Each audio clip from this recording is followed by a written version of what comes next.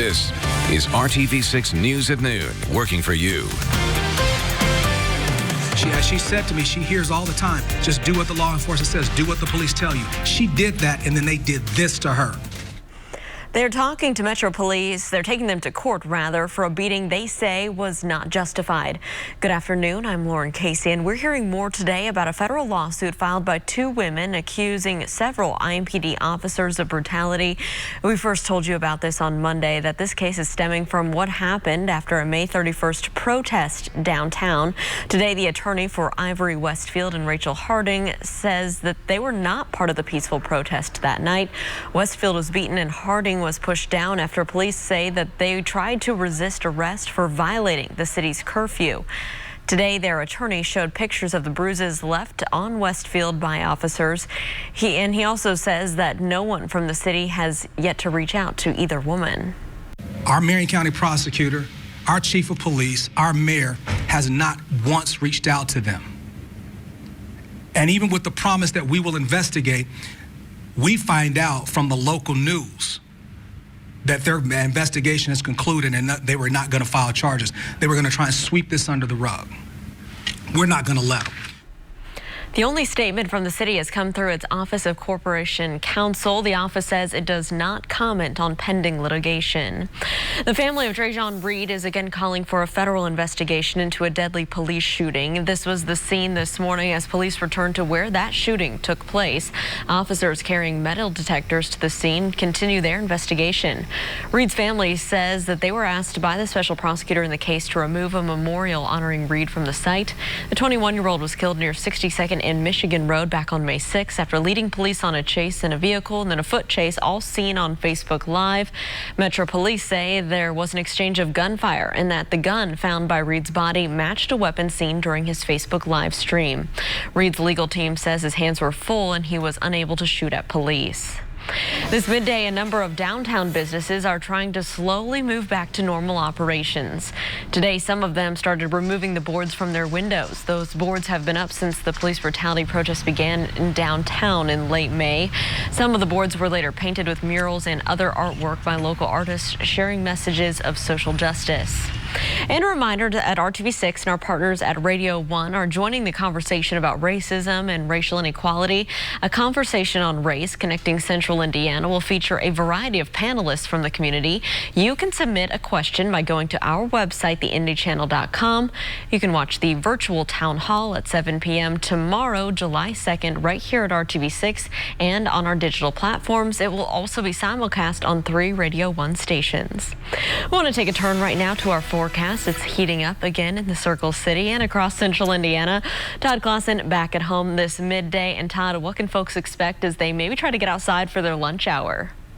Yeah, you know, more heat, more humidity, Lauren, although the storm chances today, at least this afternoon, are going to be a little lower than they have been the past few days. Take a look at some of these temperatures, though. Almost everybody's up into the 80s, just a few 70s off towards the east in Terre Haute, as well as Sullivan. That's just due to a little more in the way of cloud cover there across the western portion of the state. But here's the view from IMS looking towards downtown Indianapolis. Some fair weather cumulus clouds, lots of haze out there, and that's the way it'll continue to be throughout the afternoon. There's no rain right now across central Indiana, so if you're heading out and about for a lunchtime walk, you are just fine. Just bring plenty of water with you to make sure you stay hydrated because you will be working up a sweat very, very quickly. There's a cluster of storms off to our west moving through St. Louis, and those will dive down to our south. It may be close enough just to spark that combined with the daytime heating, an isolated shower or thunderstorm across the area, but it's stray at best. We're not going to see anything organized. As far as temperatures go, up near 90 degrees later on this afternoon. This evening, it still remains muggy. Going forward in this forecast, Lauren, we have a long streak of 90-degree weather heading our way. We'll talk more about that and Maine weather for you coming up in just a few minutes. All right, Todd, thank you so much. Well, we know COVID-19 is spiking in many other states, but that is not happening in Indiana so far. The number of new deaths and new cases remains lower overall, according to the latest numbers from the state health department. 8 new deaths were reported today. There was also some good news for us. The number of COVID-19 patients being treated in the state's hospitals have dropped by more than 30 since just yesterday. Less than an hour from now, Mayor Joe Hogg said will announce a new program aimed at helping the economy bounce back from this pandemic. The mayor's office says that the Economic Restart program will encourage residents to support and explore local restaurants, museums, cultural institutions, and more. The mayor and others will share the details at 1 o'clock this afternoon. You'll be able to watch that announcement right here at theindychannel.com and on the RTV6 Facebook page. Also today, we're expecting to learn if Indiana is still on track to enter stage 5 of the governor's reopening plan. Right now, that is set to take effect on Saturday. On Tuesday, the governor signed an executive order extending to the block on evictions, foreclosures, and the disconnection of utility services. The order on evictions and foreclosures now goes through July 31st. All utilities regulated by the Indiana Utility Regulatory Commission cannot have services disconnected through August 14th. That includes Indianapolis Power and Light and Duke Energy. With the rescheduled Indianapolis 500 just around the corner, the track is trying to get back to business with some minor changes. Today, the Indianapolis Motor Speedway announced it would resume track tours next Monday, July 6th. The IMS Museum at the Speedway will reopen to the public the following day, July 7th. They will operate at reduced capacity to promote social distancing, and IMS says that masks will be mandatory for all visitors ages 3 and over until masks are no longer recommended by the CDC. There will also be no cash transactions, so all of your purchases have to be made using credit or debit card. Well, every year, July 1st is the date that new laws passed by the legislature go into effect.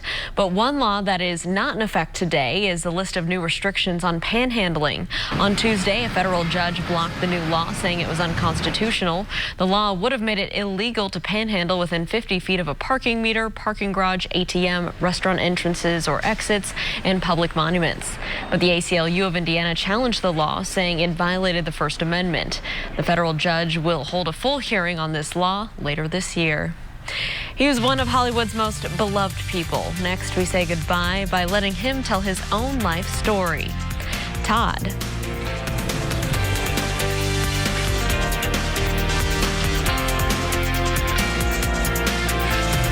And temperatures here are starting to warm across central Indiana, and they're going to get even warmer as we head into the course of the next couple days. We're setting up for a long streak of 90-degree weather just in time for the holiday weekend. We'll talk more about that coming up in your Storm Team 6 forecast when the news at noon continues right here on RTV6. On ABC. My favorite show. If you think that I or any other news person can tell you the story of Carl Reiner better than Carl Reiner himself, you're crazy. Carl was and may always be the master storyteller. So the tale of his incredible life that ended this week can only be told by one man. And then when I saw the Admiral Broadway review, I said, and we saw it on a little 7-inch television set, an Admiral set that we had at home, and I said to my wife, I remember saying, that's where I belong.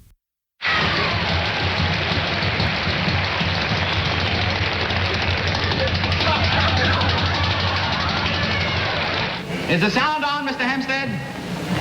Is the sound on? The sound is on. The air is off. The air is on. The air, Mr. Hempstead, please. Pump the air to the... Dick Van Dyke and that show defines me. I remember when I wrote it, I said, there's going to be no slang in this. Any writers who work with me, there'll be no slang, no politics of the day. It's a man and a woman, which everybody who has a relationship, they go through certain things, and it doesn't change that much. What do you suggest I do with all of these now, eh? Well, there must be some needy bald people.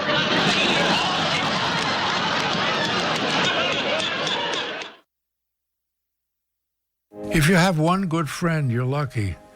And I have one good friend. I call him my best friend. My life is fuller because I've had Mel in my life. If he doesn't come over, I don't know what to do with myself. He comes over every night. And Mel is sitting on this side of the couch, and I said, here's a man who was actually at the scene of the crucifixion 2,000 years ago. Isn't that true, sir? And he said, oh, yeah. And I said, you were actually there, sir? Yes, you know how much I like rice pudding. I couldn't eat it that night. Why? Because of the crucifixion.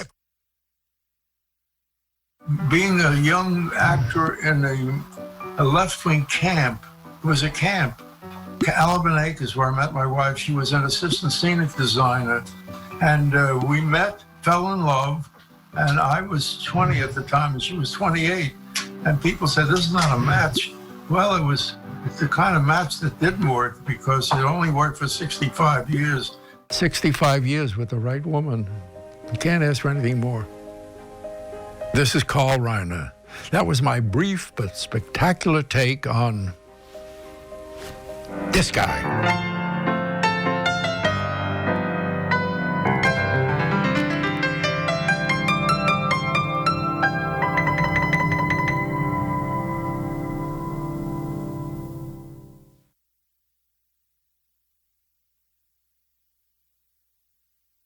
Keller and Keller, right now. Welcome back. With 18 weeks to go until the November election, a lot of people are working to make sure that voting is easier and safer for Hoosiers during this pandemic. But one organization is helping one group of people know that they do have a right to vote this fall. Our Cornelius Hocker breaks down the misconceptions about whether people who have been incarcerated have a voice at the ballot box. What do we want? When do we want it? Now! Protests for racial justice and police reform have been front and center over the last several weeks, calling for change. But Joyce David with Project Leah tells me these protests can only go so far.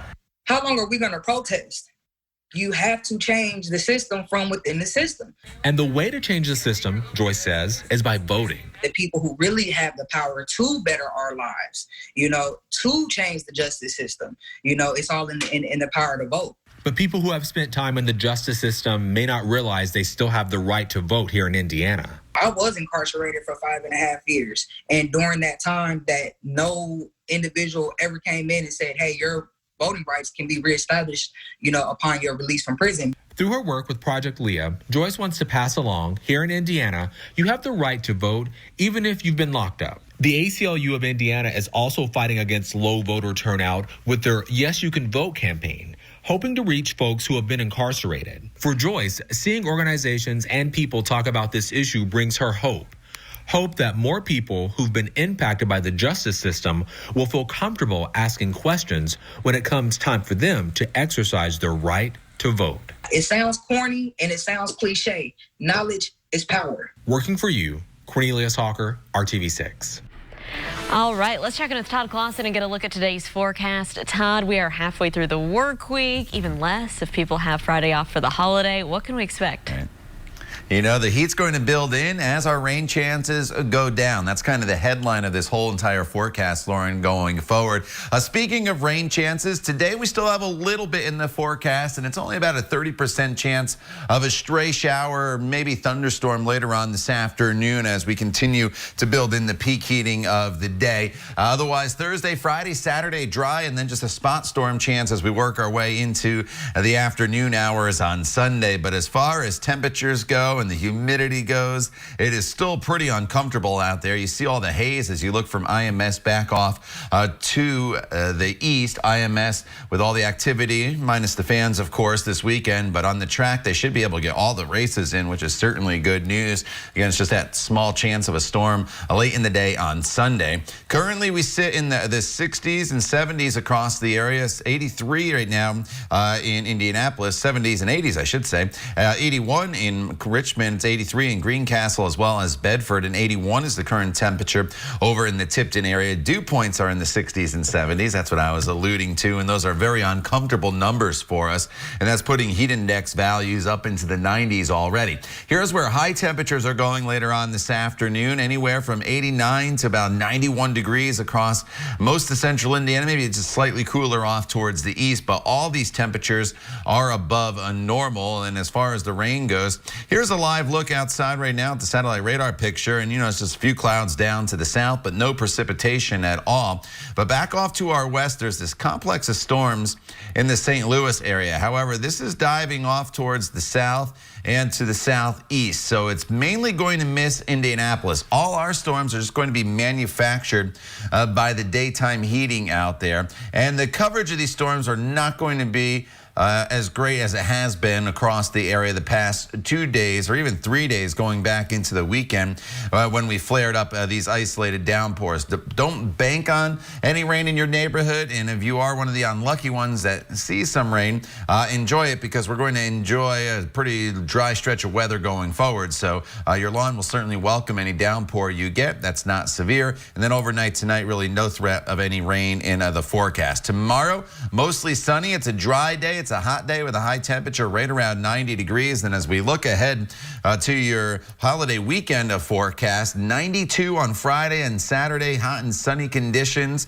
So it's going to be bright. The heat going to be a concern. If you have outdoor plans, make sure you drink plenty of water and limit your time outdoors. And then just a spot storm in the forecast on Sunday with a high temperature of 93 degrees. And then we continue with the heat into Monday and Tuesday of next week. We've only had 2 days of 90-degree temperatures so far in Indianapolis this year. Well, Lauren, we're about to add a whole bunch more to that total here going forward as we get into our first official heat wave of 2020, a heat wave defined by 3 consecutive days of 90-degree temperatures. All right, Todd, thanks so much. Still ahead here on the news at noon, it's time to start knocking down the pins again. We'll show you bowling alleys and how they're working to keep people safe and healthy while rolling those strikes. You're watching RTV6 News at Noon. Stay with us.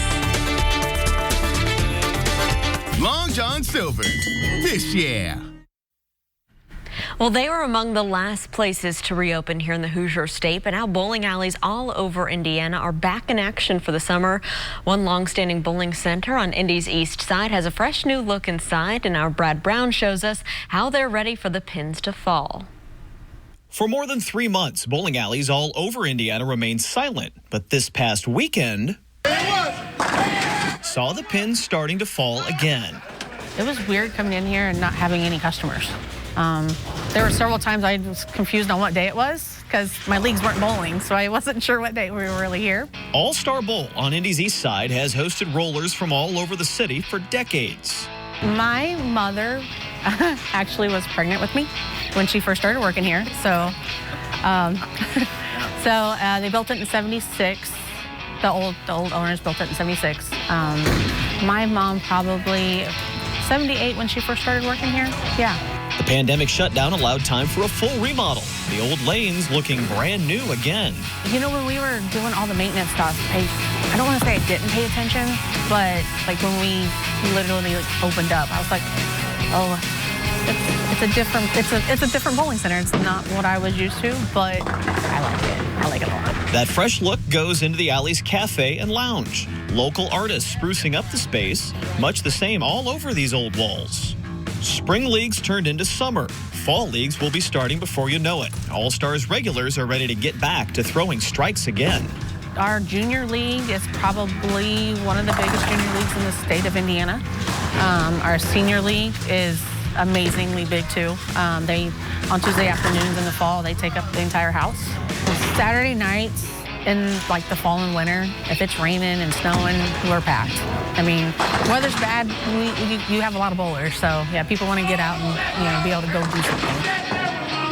The All-Star Bowl staff has new policies in place for social distancing and extra sanitation around the facility as well. Summer leagues are underway. They are signing up for fall, and there is plenty of hours for open bowling available as well. All-Star Bowl is open Monday through Saturdays on Indy's east side. You can find a lot more information on their Facebook page. Working for you, Brad Brown, RTV6. All right, bowling or maybe other indoor activities, maybe not a bad option here throughout the day today. Brad, with the heat and humidity that we'll be dealing with, high temperatures going up into the 80s and 90s. So if you're not a fan of heat and you can find a place that has air conditioning, it may be a decent place to be, not only today, but in the coming days ahead, as we are going to stick with the hot and humid weather throughout the holiday weekend. In fact, high temperatures climb up into the 90s. The one change is after some spotty storms this afternoon, rain chances come out of the forecast tomorrow through Sunday. Lauren? Todd, thank you, and thanks for making RTV6 your choice for news. Have a great Wednesday.